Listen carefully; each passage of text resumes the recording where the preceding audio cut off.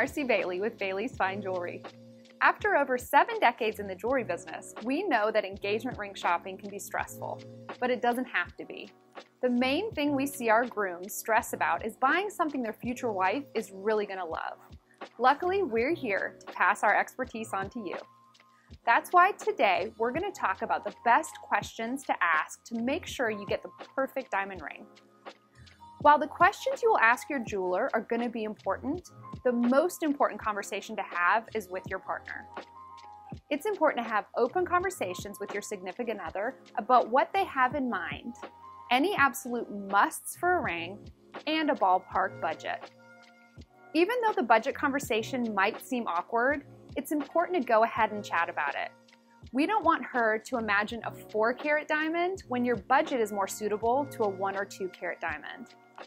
All of these conversations with your significant other might seem unromantic or even taboo, but you don't need to talk specifics if you don't want to. Just cover what feels right so that no one is disappointed on the big day. After you've talked with your partner, it's time to start shopping. Let your jeweler know which parts of the ring seem to be the most important to your future wife. Is it the shape of the diamond? The setting? Does she love a certain metal? Establishing the non-negotiables will give you and your jeweler a great starting point. When it comes to the 4 C's, we typically say that they're a sliding scale. So if you go up in one C, you might have to come down in another to stay within your budget. For example, if you're set on an oval diamond between 1 and 2 carats, you might be able to save money on the color, especially if you're setting the diamond in rose or yellow gold. Even if you have the knowledge of the 4 C's nailed down, a very important question to ask is, can I see the diamond? Much like humans, diamonds are all special and completely unique.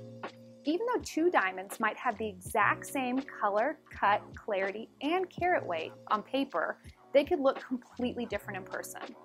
It's important to go to a reputable jeweler who will let you see the diamonds before purchasing. That way, you can find one that really speaks to you. Once you narrow down your selection, it's important to ask your jeweler about how the diamond is certified. If you're working with a reputable jeweler, they'll be able to let you know about your diamond certification. This will include whether or not it was sustainably mined, if it's conflict-free, and more. Diamond certifications are necessary when appraising and insuring the diamond, so be sure that your jeweler is transparent with you. Once you've chosen your perfect ring and gotten the proper certifications, it's time to think about the future. Ask your jeweler about the timeline. When are you going to be able to take your ring home? Are they wrapping it up for you right out of the case? Does it need to be sized? Or will it need to be fully custom made? You will want to be sure that the jeweler's timeline fits your proposal plans. Once you have asked your jeweler all of these questions, there's only one question left to ask. Will you marry me? Be sure to subscribe and like below.